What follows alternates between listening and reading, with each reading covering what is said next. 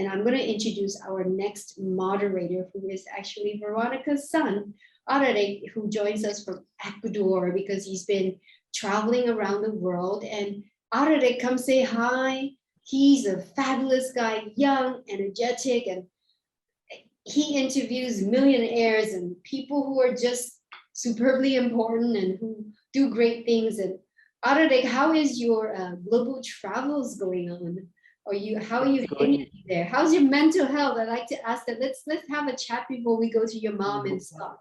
Yeah. My mental health is great. I'm happy all the time, like most of the time. Yeah.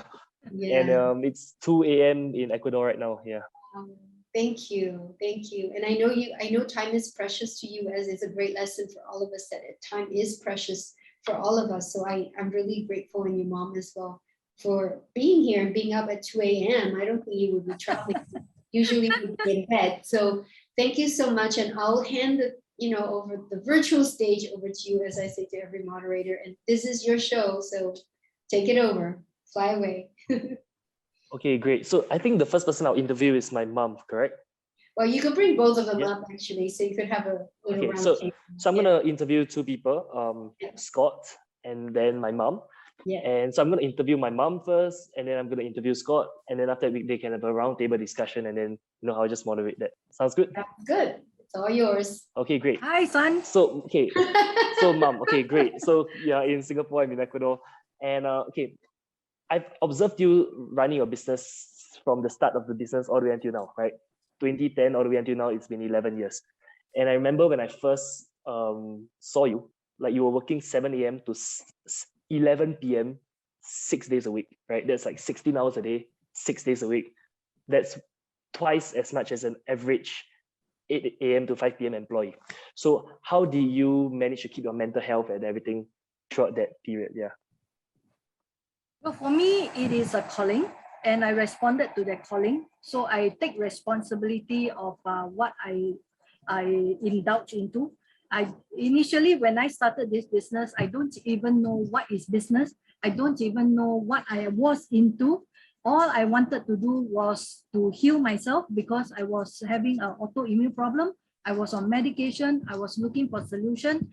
And when I met the inventor at that time in 2010, he was very confident he could help me bring my immune system back to balance. And that was the first time in my life I saw blood cells under the microscope. And I was so curious about how this blood cell works in our body. And because of that microscope, it prompted me to start the business with no idea whether I'll make money or lose money, no calculator. I don't know how to calculate also. And I just started the business, very naive, very ignorant. And then when it was hard work, I would just persevere through. And it was a one-man show when I started. I don't even know what is a website. I don't even know how to invite people to do marketing or whatever. I just did it in faith. And I know that divine help has been always my greatest support and my greatest anchor. Awesome. Okay. And so one of the daily struggles of an entrepreneur is being consistent and persistent, right? So have you ever felt like you want to run away from doing what you must, on a daily basis? Okay, for me, it is running a business is like nurturing a child. When a child is born, there's no such thing as you give up. And then, this child is very difficult, and then you give up taking care of this child. No. So once the business is started, there is no turning back. There's no such thing as perfect business, and it's all about ups and downs that we have to face along the way. So it's along the way I meet a lot of challenges. I meet a lot of people who come into my life. It's a process of growth. It's also a journey of growth that I enjoy every moment. Whether I got cheated, I make money, I meet a lot of people, whatever it is, just enjoy every moment of growth. I see. So how do you overcome your inner resistance and stay consistent? How do I overcome inner resistance? For me, it is like, just do it. At every moment, it's a different milestone. I have to break through certain things. the divine will send people to me. I will just learn from this person, and then this person appear, teach me the thing. After that, he go, another person come into my life, and that's how it evolved along the way. And I survived for 11 years. So there is no such thing as a bad experience. It is all learning experience. Yeah. So Mom, one thing I realized about you is that like you have always been very strong mentally. Like if let's say you lose $60,000 or something, like to me, if I lost $60,000, I'll be like, oh, I can't sleep at night. But for you, you can still sleep peacefully and everything. And it didn't just happen once. You have lost money quite a number of times and all that, right? Almost on the, like I remember you were almost on the verge of bankruptcy, right? And that can be scary, right? But when you go to the work the next day, you show up being super confident and everything. So how do you do that? How do you train your mind to do that? Yeah. To me, I anchor myself very strongly that this is not my work. This is divine's work. So I anchor myself very strongly in the divine intervention, that even the very last minute, God is there to help me. So he's there to rescue me. He is there to make the thing happen again. But how it's going to happen, I just let it happen. It's all based on faith. It's all based on trust. It's all based on, I believe the divine will help. That's it. So what allows you to become mentally strong is believing in God. Yes. So that makes sense, because that like offloads your mental bandwidth onto something else, like onto another. Yeah. Okay, got it. Great. So what is your current approach in managing your working hours now? My current approach is I make sure I sleep well. That is very important. So I wake up early, because when I wake up early, I get more things done. So I wake up at 6 o'clock. I reach the office by 7:30, latest 8 o'clock. I have a full breakfast, and then from 8 o'clock onward, I will see what I need to do, one thing at a time. So I will prioritize my things, and that's why I can do so many things within a day. And everyone has 24 hours. It is how to prioritize every 24 hours. But sleeping well is very important, so that I have all the energy, all the mental energy, physical energy to do whatever I need to do.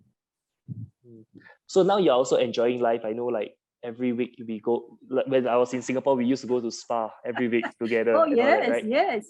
So has your approach to managing your working hour changed since the start of the business? Because you used to be working 16 hours a day, 6 days a week. I remember very clearly. I only saw you like probably 30 minutes a day, or even less, maybe 10. Sometimes I don't even see you. I go to bed, then you come back home, and then I wake up, you're already gone for work, right?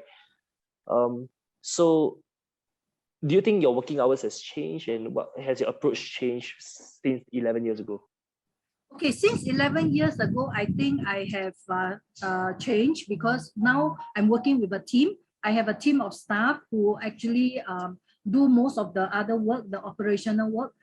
For me, I am more on a macro level. So I have a business coach who come in to coach me how to be on the business. So I actually do more of planning work rather than operational work. So I give time to myself. Every Monday, I have a day off for myself, and that's where I go for movie, I go for spa, I pamper myself every Monday. Okay, so 2 more questions. I'll move on to Scott. Okay. Sure. Okay. One more question is: are you in a state of pushing extremely hard, working around the clock, or can you share with us about the days when you have to constantly pull all-nighters and the key struggle of that time? Yeah. Okay, I do work very hard, no doubt about it. But I know that with a physical health, with a mental health, I'll be able to do whatever I need to do within the day. So sometimes within the day, I have a business coach meeting. I have to look into accounts. I have to look into HR. I have to look into interviews. I have to look into delivery as well. And all this has to be happen within the 24 hours. So every day is different. Every day is how I can enjoy every moment. So that there is no such thing as a hard day or a easy day. Every day is just for me to experience it, to enjoy it, and allow the flow. Okay, great. One last question. So as the founder of your company, right, how do you restrain yourself from diving too much into the details and focus on what's practical on your daily basis? Yeah, that's why engaging a coach is very important. Just like the tennis has a tennis coach, the swimmers has a swimming coach, the business also have a coach. So after I engage a coach, he is always looking at my blind spot. So he will know how to every now and then realign me to make sure that I'm on my right track. And also we brainstorm. As an entrepreneur can be very lonely. So every week when we are able to meet and bounce ideas, then every week become very meaningful and also something to look forward to every week. New things, new changes, and all this coaching is very, very important. Awesome. Okay, let's move on to Scott. Hi, how are you doing, Scott? Yeah, really good. Also here in Singapore. Great. Okay, Scott. So I know that like coming to a brand new country is not easy. Especially you start a business from scratch. So like with no pre-built network and everything, can you share with us the struggles that you face and how do you keep yourself mentally strong? Yeah, maybe before I start, I can share a little bit about what I've done so people have context of what we do. Actually, I'd love to know what your mum actually does because the information is amazing. But I still to this point don't know what you do. Okay, so I introduce myself. Okay, Yes. I'm the founder of Rev22. This is a company name, and our product name is a range of energy product we call Energia, and we help people sleep well, wake up fully recharged and free from pain. And we have a therapy center at Adelphi. In fact, 2 centers there where people go to our center to experience how is it like to something like service your body, like servicing your car. We actually check your energy level, make sure all your cells are working at adequate battery. And also we have a detox therapy where it's just something like you change your engine oil, we actually get the toxin out from your body. And also we give you therapy of your eyes because most of us are very tired looking at laptops, looking at handphone every day. We are overstraining our eyes. So that place is more like a servicing your body. And that is a place where we take care of your health at cellular level. And we also have another lifestyle center where we want to gather all the health conscious people together, build a community that we are able to enjoy different areas of health together, like organizing health retreats, coffee appreciation, or it's a social place where people can gather to go for a health tour or things like that. Yeah, health talks, health workshops. So we have another center where we can gather people and enjoy some social activities there. Amazing. So Yes. that's really in line with what I do. I came to Singapore 13 years ago with a I'm pretty open about this stuff. I had about 10 grand and I put 5 grand into my first company, which was Singapore's first sports science laboratory. We did triathlon training. So VO2 max, metabolic testing, and lactate threshold testing. From there, over the next 2 years, we pivoted and we went into corporate wellness as well as coaching athletes. Procter & Gamble was a client. We ran the Nike Human Race. We had Mini Awesome was a client, HP. So some really great commercial customers. After that, we realized we couldn't scale our coaching expertise. And we were spending very much to what was just said before. We were spending all day, every day writing programs and trying to prescribe for people. And if anyone's read Robert Kiyosaki, it's a great book. He has lots of really amazing lessons, but one of his lessons is trying to push your knowledge through the eye of a needle. And so what we developed was an algorithmic system that created running and triathlon programs based upon our periodization, our algorithm, and that enabled us to scale that company. So I sold that company and I moved across to import-export. And I've had many brands across Singapore and now Asia, but I work with wellness brands and very much in alignment to yourself that we're really helping people every day achieve optimal nutrition, as well as creating that lifestyle. And that's what it is about. And there's a lot of things that resonate with me on the lifestyle side. So you just asked me at the top, how was it coming to Singapore and not having any network here? I can tell you it was unbelievably hard. luckily for me, I started my first company with two of my best friends. And that was our triathlon coaching company. I spent that first year living on my friend's sofa. We're paying ourselves about $1,000 a month. So I remember working, as you've mentioned, 16-hour days and sleeping on the MRT. I remember being in a hawker center and looking at the $2.60 chicken rice or a bottle of Tiger beer and making a decision. Am I going to drink a beer tonight or am I going to have chicken rice tonight? Because that's all that I had in my bank account. So it was hard, like no doubt. And I spent a lot of time developing that network slowly. But I believe if you're on the right path, things snowball. They have snowballed and they will continue to snowball. But it's about creating a flywheel like Jeff Bezos talks about that you can be better than everyone else at, and just starting to spin it and keeping that one thing that you do top of mind. Awesome. So when you only had like $5,000 or $10,000 in your bank account, right? When you first came to Singapore, do you feel scared, or describe to us how did that feel? Yeah. It's a really funny feeling, and it's a great question. My bank account has hit $0 a lot of times, more times than I've had birthdays probably. So actually, after a while, you get money becomes just a mechanism, and it's not something that you stress about. And I can say I was no more stressed when I was down at those levels of spending everything I had and plowing it back into the business than I am now in a very comfortable position, having houses and having investments and being well set up. I can say that I struggle as much now as I did back then.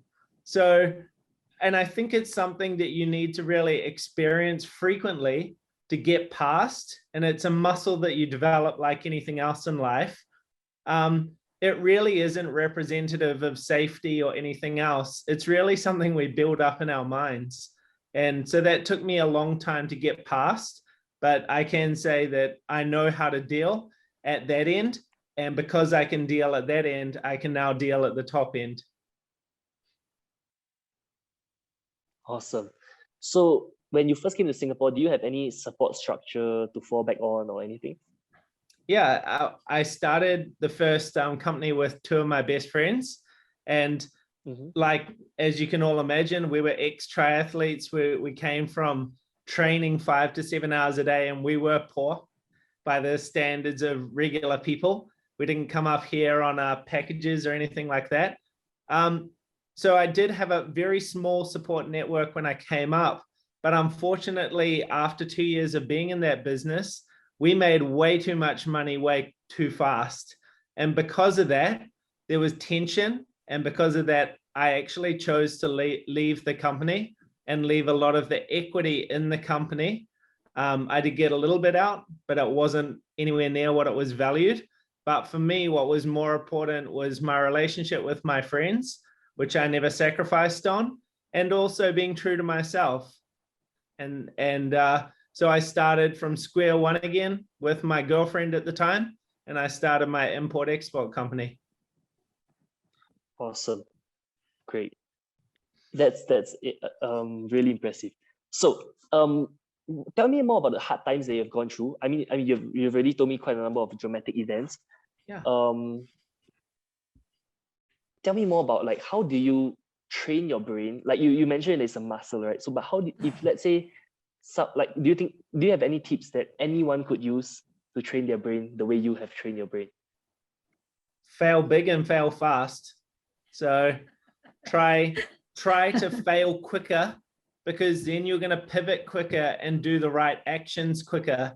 So I can say I'm really good at not failing. And that's actually been a really bad thing for me, because I'll truck on for 3 or 5 years in something which probably other people give up on in 3 months. I will just keep going at it, thinking it might work one day. So that is one example of, I think, if you're moving much quicker and you've got a lot of things that are piling up, they don't affect you as much. If you've got 5 other good things in the back waiting to happen, and this one negative thing happens, it doesn't matter. It's mitigated in your mind. So a good example of hard times that I've been through, I can talk about really early on in my import-export company. My partner at the time was actually working for Ginting Group, and we were able to sell our spa and skincare products into many good spas and also salons in Singapore. And there was one spa group in particular. I love going to the spa, but perhaps I don't like dealing with spas. Or maybe I'm jaded. This spa group signed a contract with me for $35,000 of orders a month. And 1 month, the first month was great. The order came in, great. We got our money and we gave them the product and we gave them the training and it was going great. Second month, not so much. By the 6th month, we knew that they had overpromised on their contract and all of their obligations. And all of our strategic planning for that year has basically gone out the window. That was close to 10 years ago now. So in a space of 6 months, we had overpromised, we had hired a manager, we had hired out staff, and it all went to zero basically because the spa client wasn't following through on their end of the deal. So what I learned from that was, even if you have a contract, it doesn't mean a lot. The best kind of business that you can own is where you actually are dealing directly with people and you own that database that's under your control. And don't rely, there is never one magical client. You sign a deal with Google, it doesn't matter. They're probably not, it's probably not the one. Or you're probably going to need Facebook and Apple and all of the other guys to come on, because your needs will keep rising as your business keeps growing. So there will never be one client which is going to make it for you.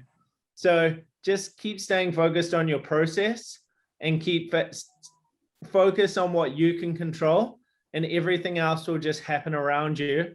Just keep coming back to that one key thing. Got it. And tell me more about getting stuck at levels of scale. So how do you get yourself unstuck when you're stuck? Yeah, I mean, your mum really touched on this, that her quote is actually from a famous book, The E-Myth, where you can be working in your business or you can be working on your business. And that's one key distinction of scaling. How many major companies do you know of where the person who runs a company is actually going and doing the coding? Yes, Mark Zuckerberg probably did it in the very early stages of Facebook, but I guarantee you right now, he is not sitting down at a computer and writing code anymore. And so you need to know at what stage you're in, but I have some rules. My first rule is to automate a process with a computer. So I try to automate everything I can. My second rule is to outsource. So whatever can't be done by a machine, I'll give it to someone using Fiverr or Upwork. And then thirdly is my time. And I'll work on one of two things. One is my big ticket, or my second thing is work on my next automation. And as you start layering these automations one on top of another, you will do less and less work. And if you read the book 4-Hour Workweek by Tim Ferriss, that's the goal. You want to be able to wake up, you want to be able to do 4 hours of work a week and be growing exponentially. And it's a machine at that point. And I'm happy to say that I'm closer to that than I've ever been before. I can go away for a month or two holiday. My business is bigger now than when I left. Wow. Awesome, great. So okay, let's do a bit of Q&A. Okay, first of all, mom meet Scott, Scott meet mom, right? So maybe you all can you all have any questions for each other, and then after that I'll read the questions from the audience. Okay, yeah. So yeah, Scott, do you have any questions for my mom? Yeah, there are some questions in the chat over here. You've got a coach. I've had many coaches before. How do you choose a coach, and how do you know the coach will what they will help you in your personal and professional life? So I guess that's a question to the group, but go ahead. Yeah. Okay, for me, I have worked with many consultants and coaches. I will try them out. If they say they are so good, so good, so good, I will try them out. If 1 month, 2 months, 3 months, I find that they don't deliver result, I will get them out. So it's all about trial and error. So throughout the 11 years, I tried many consultants, and some of them are actually con men. And they are there to make your money. They are not there to work for you or help your business. They are there to really sell their consultancy work. And I met many of this. So it's again, no regret, because every consultant that come in, I learn something, I move. I learn something, I move. And I would add to that, I think it's what you're really looking for in a coach's perspective, and that was mentioned before, and it's showing you those blind spots. So Yes. for me, I have a peer group that I hang out with all the time, that they are completely sugar-free. And what I mean by sugar-free, that means if they think I'm not performing to my best, or they think I could be doing it better, they will bluntly call me out on it. And I won't be offended by that. I know they're coming from the right place and right intention. But for me, my peer group is what really fills the need for a coach. If there is something that's very specialized, let's say a coach to help you with financial mechanics in your company, that might be a coach that you need for a month to skill up on something like factoring or hedging currencies or cash flow management. That may be a skill set you can acquire from that coach over a short amount of time. It may not be someone that needs to be in your life for 5 years.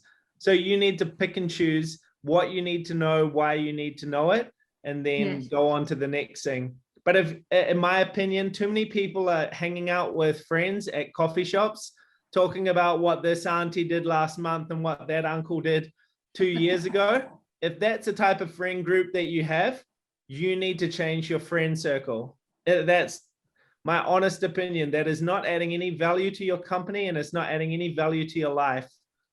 It should be, it doesn't matter really what you're talking about, as long as you're both getting equal value and you're both progressing. But talking about other people, no fun for anybody, or no fun for me. In fact, I have to add on that Larry has helped me a lot in the business. Before the circuit breaker last year, he was helping me to generate leads to attend all my health workshop in the outlets. And he was the one generate leads. Nobody listened to my talk. I got no business. So at that time, I have 3 outlets. He will be the one to do the Facebook advertisement for me. But during the circuit breaker, I actually attended his 2-day training, his 2-day Facebook marketing training. And then during the circuit breaker, I pivoted my business. So I created my website according to whatever he thought I implemented. And I was a very good student.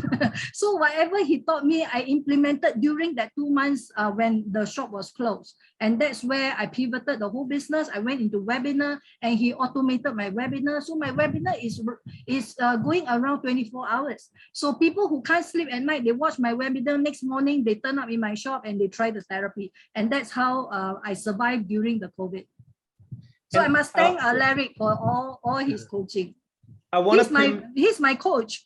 I want to pinpoint something that you said there, is that you followed the process. It sounds like you didn't argue with him. You acknowledged that he knew more than you, and you followed the process. Yes. So if you're going to hire a coach, whether or not you think it's right or think it's wrong, just follow. Yes. Stop trying to outthink your coach. You might be 10 times smarter than your coach, but I'm telling you now, if they are good at Facebook marketing, or if they've got a skill set that they're better than you, and you're not, just follow them. Follow for a month, see if it works. Stop, leave your ego at the door, and just learn and listen and go. And that's right. It. Be a good student. Right.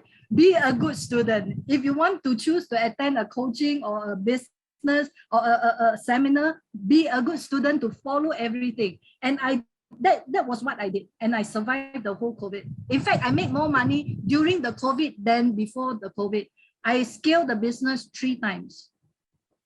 And sometimes adversity adversity pushes us to do things more creatively and in Oh, a more yes. efficient way. So I'm Yes. not surprised that I always have a saying, a coal is a diamond waiting for some pressure. And Yes. that's what your business was. Your business was a piece of coal, put a bit of pressure on there, and boom, much Oh, bigger. yes. We polish it into a diamond. Absolutely. Great. Okay, let me move on to the next question. Okay, so Christina from Singapore. By the way, Christina also is one of my students. She came on my course like 3 years ago. But anyway, so she said, "Hey, Veron, salute to you on working so hard to build your business. Starting is always very tough. How many years you plow your field before you see your business stabilize?" And maybe Scott can answer that question as well after. Yeah, for My mom, me, I did not see my business really growing. In fact, it was plateauing. It was plateauing for at least maybe 4 years until I went around looking for different coaches. I went JT Fox, I went Aaron Sansoni. I went to look for anybody who can help me until the circuit breaker. I attended a lyrics workshop, and that became a turning point for me, in fact. And after the circuit, in fact, during this circuit breaker, I opened two more outlets, two new outlets. And on top of that, I have a business coach. At the same time, now I have a PR agency who's helping me to put into the media. So we are in Sao Paulo, we are in Straits Time, we are in You Weekly. So the publicity is so different now. In my opinion, I believe that I've done a lot of businesses, even though I've had this business, import-export business for 10 years. I've started a lot of other businesses. I feel like a good business should start picking up momentum with relatively little effort, relatively speaking. So you might be working 16 or 17 hours a day, but things will just start placing together for you, and you will see traction happening. And let's say you need to have a number in mind. It might be 3K. Initially, when I came to Singapore, it was $1,000 that you can survive on as a number, and a minimal survival amount you got to pay yourself to get by. And I think if you don't get to that point within 3 to 6 months, you're probably running a charity. And there's nothing wrong with running a charity. If that's your mission in life, go at it. If you're able to run a charity and you don't need the money, that's fantastic. And the world needs more charitable people. But for where I was at, I didn't have anything to fall back on. Luckily for me, I also didn't have enough money to buy a air ticket home. So I had to survive. And I believe there's a famous saying that if you're going to go into battle, make sure that you burn all your boats and bridges before you start. So there's only one way. Yes. Awesome. And Christina also asked Scott, so why do you choose Singapore when there's so many other countries that you could have chosen? Yeah, my best friends were here. I'd actually come up through Singapore to race. My background is a professional triathlete. So I raced in Singapore in 1999 and 2001. And so we knew the market very well. We were connected in the market. One of my friends was connected in the market very well. And so we had a base. We liked the country. We knew it was safe. We knew it was empathetic to business.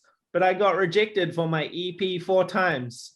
So in that first year I was in Singapore, I was ducking out to make sure I could stay in Singapore.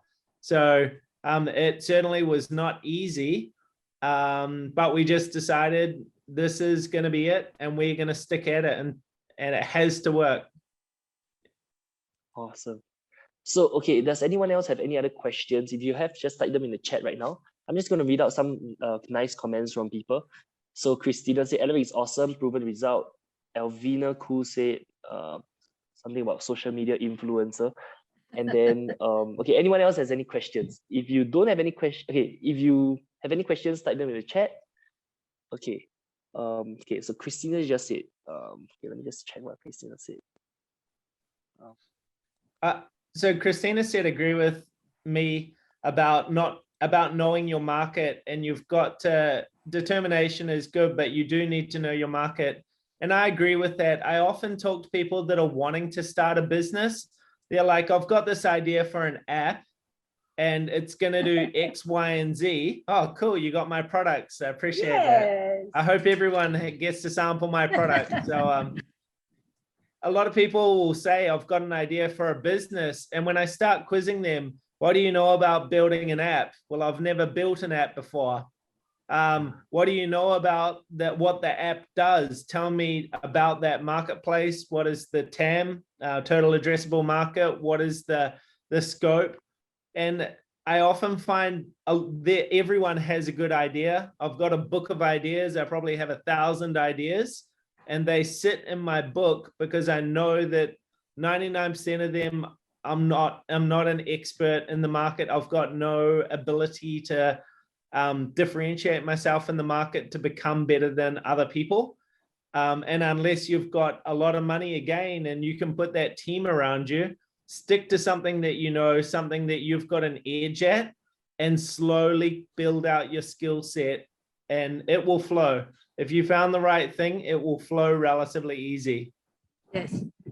I think that your intention must be right. Why we start this business? For me, I'm a nurse by profession. Health is very important. When I was working in the hospital, I see a lot of young people, old people, they were sick, they were bedridden, they were having all kinds of sickness. Health is always my passion. So when I myself was having an autoimmune problem, I was going in circle looking for solution for myself. So I tried many products until I met the inventor and I saw the blood cells under the microscope. It wowed me. It was like, wow, what is this one drop of blood that I can see so many things? And that's why I was so persistent. I want to know how to improve all these blood cells. That is so important. And then along the way, when I started the business, I know nothing about energy medicine. I've learned from the inventor himself. He was doing talks on diabetes, on cancer, on hormonal imbalance. I get people to attend his talks. And then along the way, I went to learn pranic healing.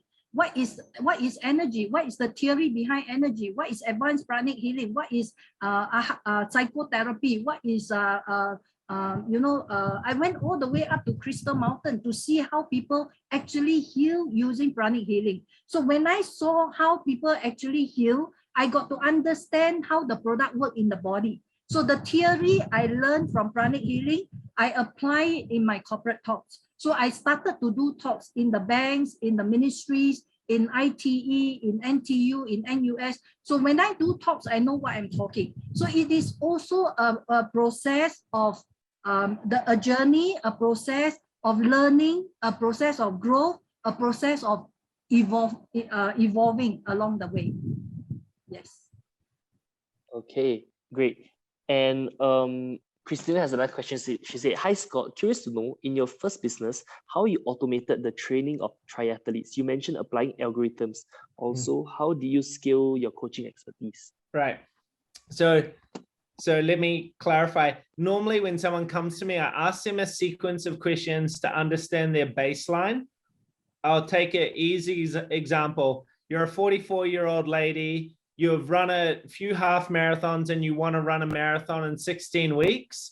I'm going to find out basically how far you can run now. And then I'm going to use a methodology, a progression plan to get you to your marathon. Now, the algorithm that we made is essentially a decision tree. It's not a learning algorithm. So it's just a yes or no sequence of questions that would move a person down a tree to figure out what that program structure would look like. And then we make it easy that people can drag and drop it within a week when they'd like to train. So it did require a little bit of tech knowledge and understanding how an algorithm or a decision tree works, but it's relatively straightforward. The benefit of doing that is if I had to ask a person that, it would take me maybe 1 to 3 hours to crank out a program over a weekend. So if I had 20 clients, that's a very big weekend of work. It's no life right there. So the benefit of creating an algorithm like that is it doesn't matter if one person comes on or 1 million people come on tomorrow, the machine is doing 99% of the lifting. And if people have questions after that, we can always add our personal touch and our experience on top of the grunt work. And so that is essentially what that algorithm does. And you can look at that. If you want to see more about that company, it's called Coached Coaching. So I'll put a link in the chat saying you can see Coach Fitness. Coach Fitness. I don't own it anymore. Ben owns it now, but this is our creation together. Awesome. Nice. Cool. Great. And anyone else has any other questions you want to ask? Well, this is a Thinking about maybe- mental wellness summit. So we want to talk about mental wellness for SME. Yeah, like what Scott was saying, mental muscle is so important. So this mental muscle will keep us sane throughout our journey, because there's lots and lots of obstacles along the way. And we are it's just like I'm swimming in the ocean with lots of sharks around, and how to survive, whether to swim or to sink. So there's no in between. So the mental health is so important to see us through that journey. Well, I have a question. I don't need to come on camera, but I have a question for Ron and Scott, because I've known both of you for many years. Firstly, we'll start with Scott. Scott, what was going through your mind, like when you mentioned you've been through multiple times where your account has gone through zero?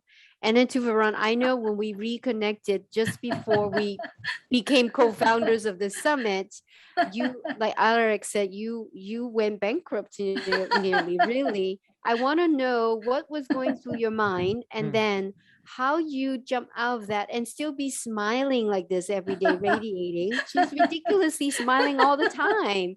So let's start with Scott, and then we'll come back to Veron if that's okay. And Alaric, right? Yeah. So you gotta jump in and have a conversation there. Sounds good. I can tell you how I feel. I think emotional feelings are very natural, and you should respect the emotion that comes up. You should never try to suppress it. So I can tell you when it's really bad. I have two categories. Is the fact my bank account is at zero because of things in my control or out of my control? Now, if it's out of my control, I can honestly say that every morning I feel like throwing up. That's how I feel, and my sleep goes terrible. Whereas if I can control it, now my next question is, how do I spend more time resolving the things that are within my control? And when I ask these questions to myself in the past, I've always been able to come back to a space of doubling down on work that will fix the problem, which is under my control, discarding which is out of my control, and re-pivoting to make sure that you push out of it. So when I say my bank account has gone to zero many, many times, a lot of that is also my own doing. I know that I'm going to be paying myself at the end of that week. So I knew how much money was in the corporate account. So it wasn't like my bank account was zero and I had no other money anywhere. I always had a plan. But for me, it's the money doesn't mean much to me. I remember going out for dinner with some of my friends, Malcolm and Pin, and we were in Katong. And the meal was, I think I had $400 in my bank account at the time, and the meal cost $150. And I like paying for people, so I paid for everybody. And that was more than a quarter of my wealth for that one meal. But it didn't matter. It didn't mean anything to me. The money doesn't mean much to me. It's more about the connection, and within my business, it's about the process and trying to do good on a bigger scale and try to grow that way. Grow goodness. Don't grow your bank account. Well, if your bank account grows, then that's also good, but it shouldn't be the start, middle, and end point. Yeah. Okay, it's interesting. Scott, you went through the same thing. I went through the same thing. My bank account went diving until it's like almost zero. And okay, one instance was 2016. It was January. Before that, I was working with a consultant, and he came and tell me, oh, you should do capital mechanism. You shouldn't do market mechanism. It's too tiring. You cannot make money. I said, what is capital mechanism? Can you tell me? He said, capital mechanism is the way to go, and you have to change your branding. I say, how? At that time, I was traveling with Alaric to visit my daughter in Spain, and then he started to give me a business proposal. So when I came back from Spain, he said, oh, you have to change the branding from Energia to astronaut pillow. I said, why astronaut pillow? Because people in space, they got nowhere to exercise. They got nowhere, they cannot fall sick. So if they sleep on your pillow, it's like they're having an exercise. That is a good story to tell. And then I spent so much money on trying to rebrand until my bank account literally went to $1,000. And that $1,000, end of the month, I have to pay salary, I have to pay rental, I also have to pay GST to government. So it was like and I finally told him I cannot go on anymore. I really don't know how to pass through that January. And happened was Chinese New Year. So I was the most miserable Chinese New Year. And I tell myself, I really don't know what to do. I surrender to you, Lord, you take over. So on the third day of Chinese New Year, I was prompted to go and visit one of my very first client who bought from me. I have no intention to sell him anything. I just I wanted to go there to just pay him a visit and say hello to him, wish him a Chinese New Year. So after talking to him, I was at his car porch. And at his car porch, I gave him my brochure. And then when he read my brochure, the next day he called me, Veronica, can you deliver this the eye therapy to me? I said, oh, okay. You want the eye therapy? I bring the inventor to you as well. So we brought, and then he bought 20,000 from me on that first visit. and because I need to pay GST, which is about 13,000. So I asked him at the same time, I said, would you like to donate some pillows to the nursing home so that the elderly can benefit from by sleeping well? He said, how much? I said, well, 15,000.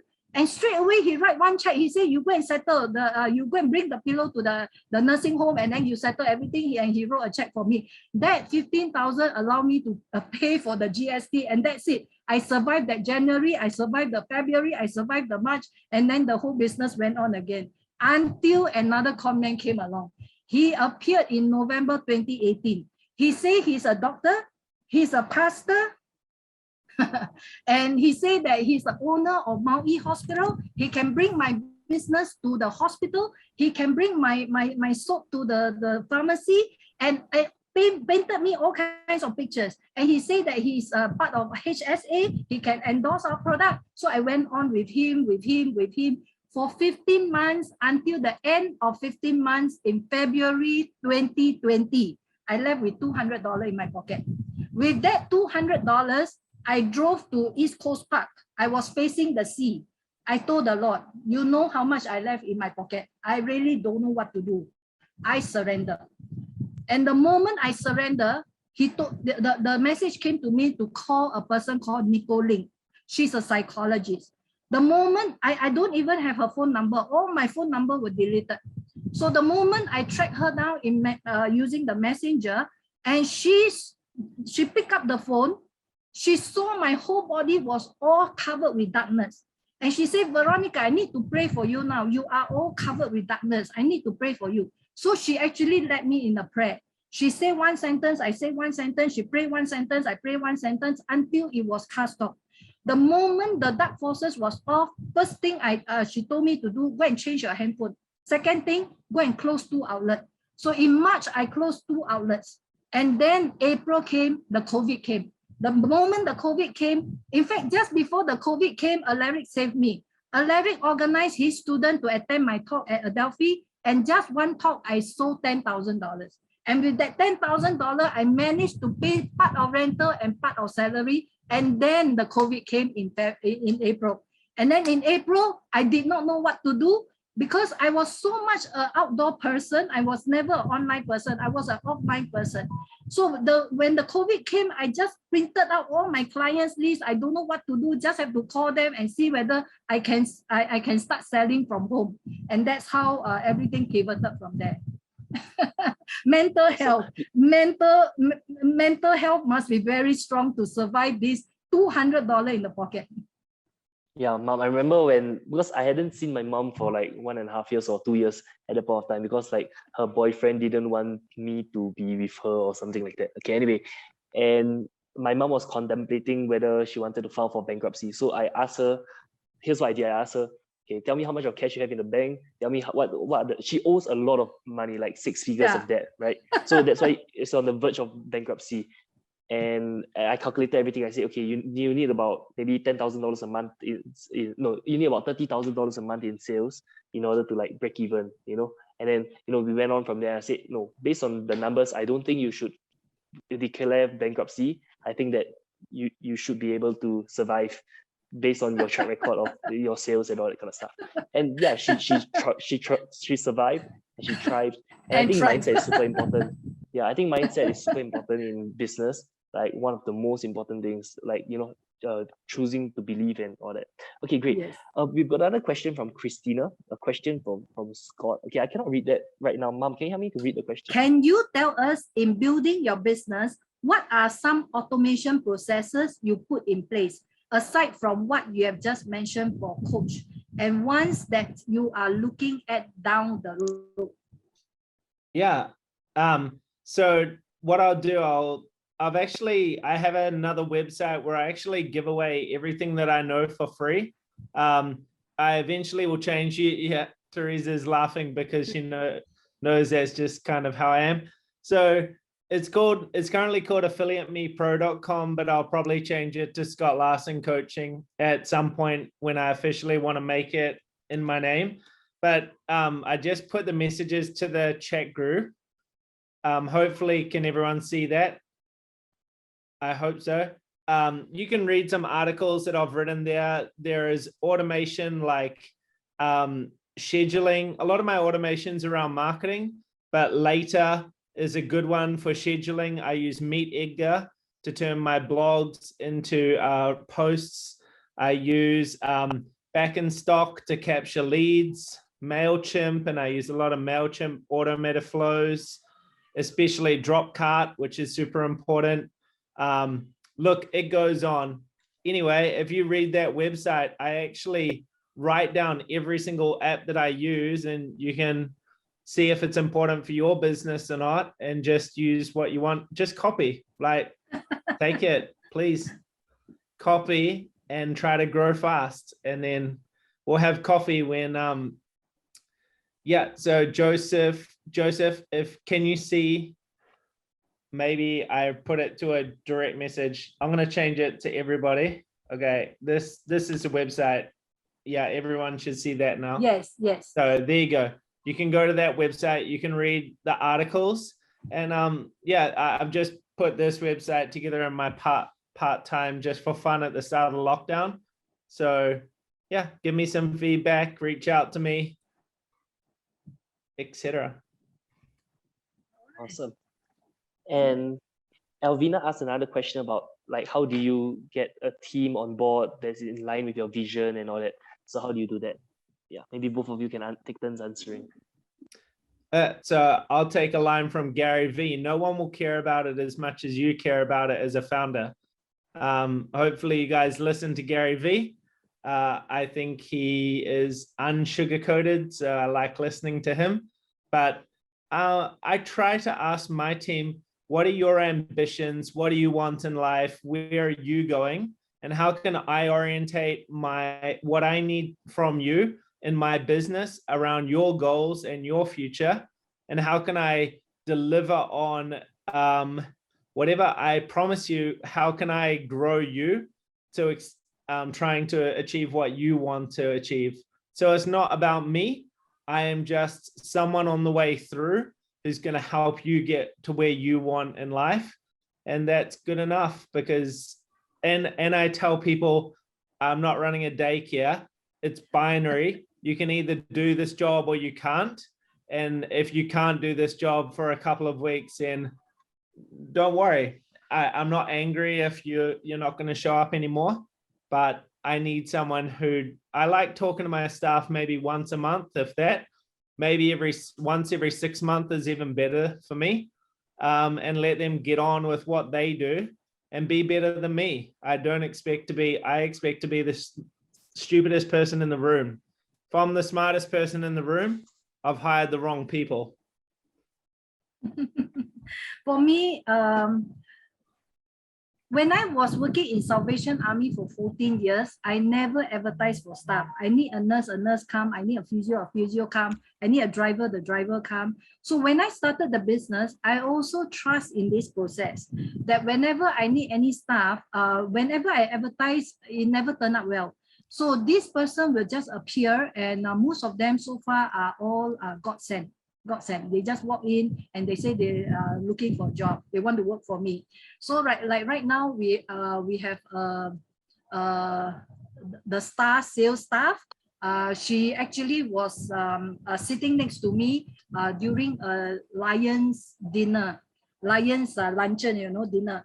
And then she was sitting next to me, and I was giving a card to her. I do this business, and she asked me, "Are you looking for staff?" I say, "Oh, you are doing a beauty business. Are you looking for work?" And I thought she was joking. So when I opened an outlet in Tanglin, and I actually called her, I said, "Are you looking for a job?" She said, "Yes, I come for interview." And then everything started to evolve. She became my staff, and she is a very staunch Christian. She believes in what I do. She believes in my vision. She believes in my mission, and she became the manager to train other staff under her. So that is where it is really, really awesome when the right person just come on board. The business just scale exponentially.